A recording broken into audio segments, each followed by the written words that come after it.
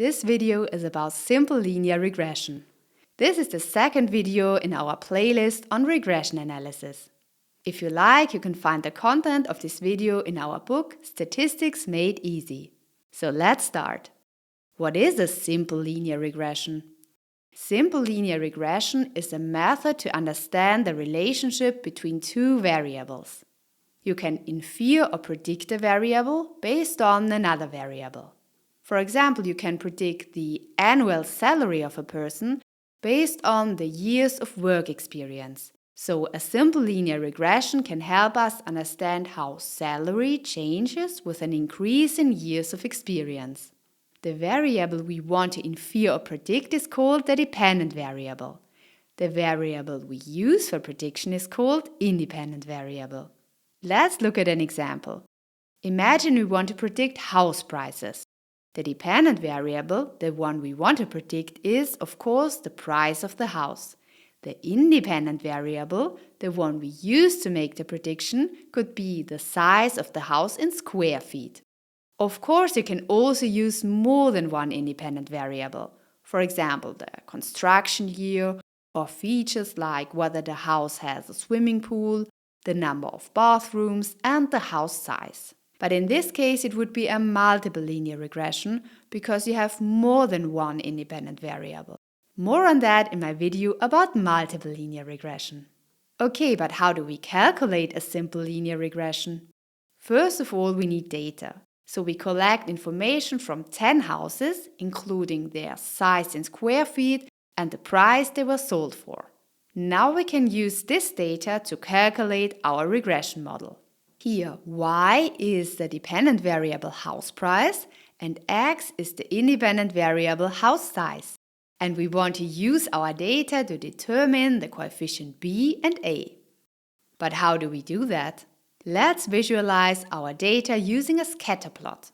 On the x-axis, we plot our independent variable, the house size, and on the y-axis, we plot the dependent variable, the house price. Each point is therefore one house with the respective house size and the house price.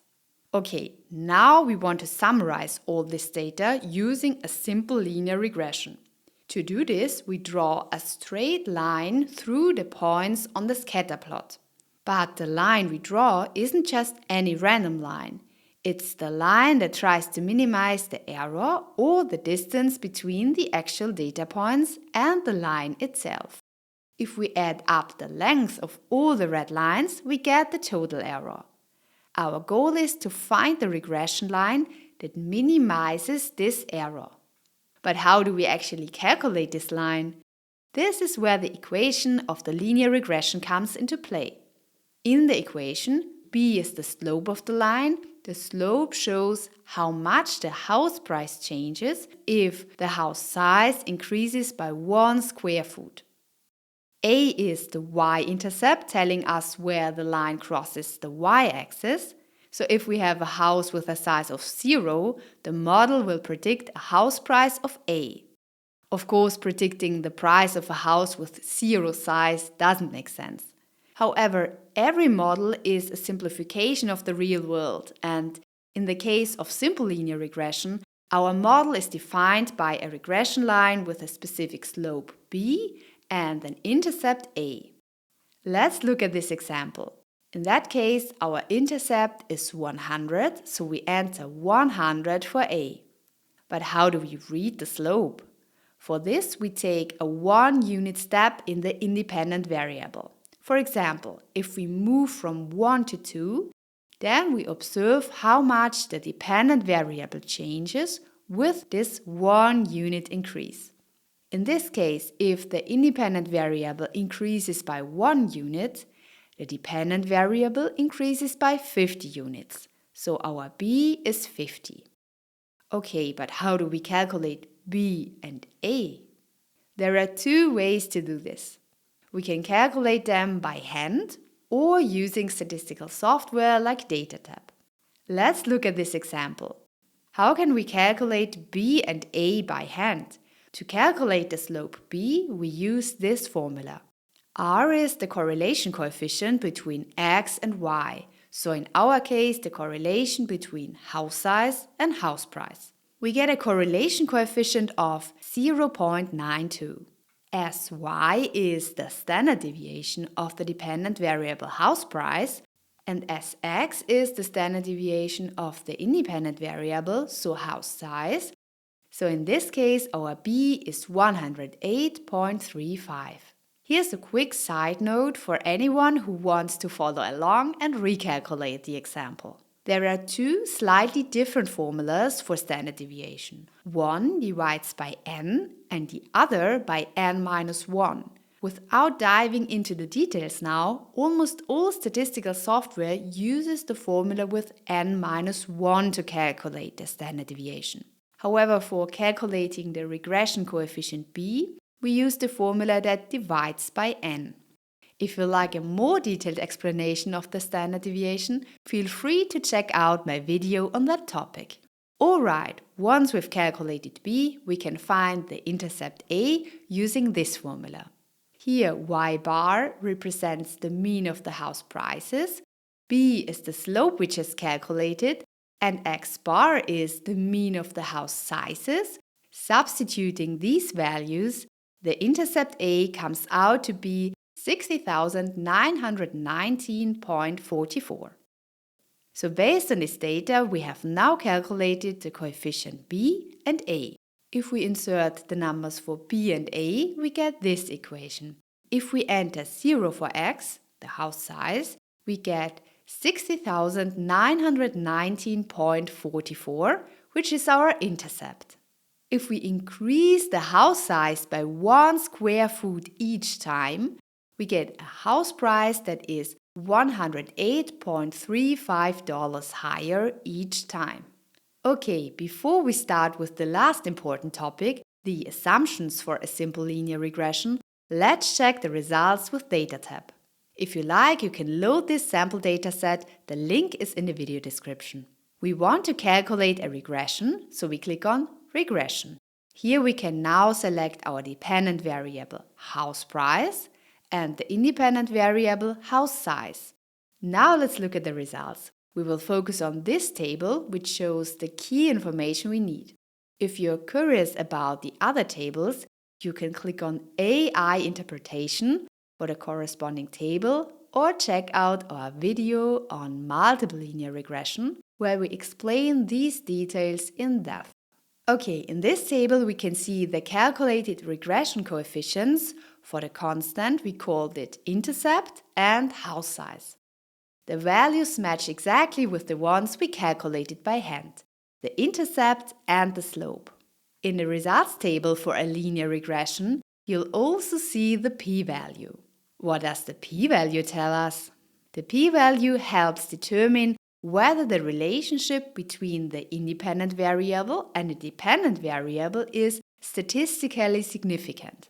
To test whether the relationship we observe is meaningful or just due to random chance, we start by stating the null hypothesis. There is no relationship between the independent variable and the dependent variable. If the p-value is small, typically smaller than 0.05, we reject the null hypothesis. This is suggesting a significant relationship between the variables. If the p-value is large, typically greater than 0.05, we fail to reject the null hypothesis, indicating the observed data may have occurred by chance with no strong evidence for a relationship. So in our case, the p-value is highly significant, indicating strong evidence of a relationship between house price and size. Alright, in this example it's pretty obvious. A bigger house size typically costs more. However, there are cases where the relationship isn't that clear.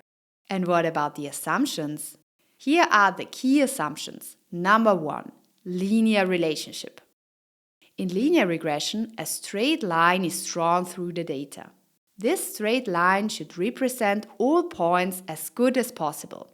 If the relation is non-linear, the straight line cannot fulfill this requirement. Number 2, independence of errors. The errors, so the differences between actual and predicted values, should be independent of each other. This means that the error of one point doesn't affect another. Number 3, homoscedasticity or equivariance of errors. If we plot the errors on the y-axis and the dependent variable on the x-axis, their spread should be roughly the same across all values of x. In other words, the variance of the error should remain constant. In this case, the assumption is fulfilled. But what about that case? Here we observe unequal variance. At low values of x, the errors are small, while at high values, the variance of the errors becomes much larger. Number 4, normally distributed errors.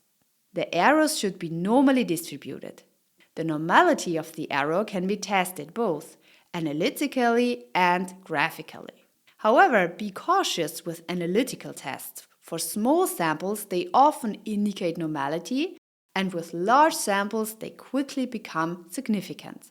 Because of these limitations, graphical methods such as the QQ plot are more commonly used today.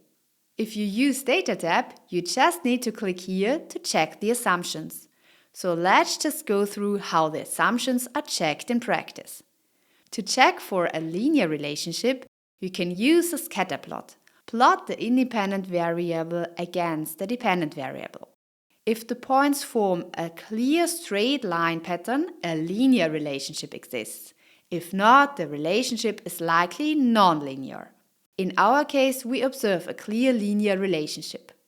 To test if the errors are normally distributed, you can use a QQ plot or one of the several analytical tests. With a QQ plot, the residuals should fall roughly along a straight line, indicating normality. If you use an analytical test, check whether the calculated p-value is greater than 0.05. If it is not, there is evidence that the data are not normally distributed. The choice of test often depends on your field of research. However, as mentioned, the QQ plot is increasingly preferred as a visual and intuitive way to assess normality. Independence of errors can be tested using the Durbin-Watson test, which checks for autocorrelation in the residuals.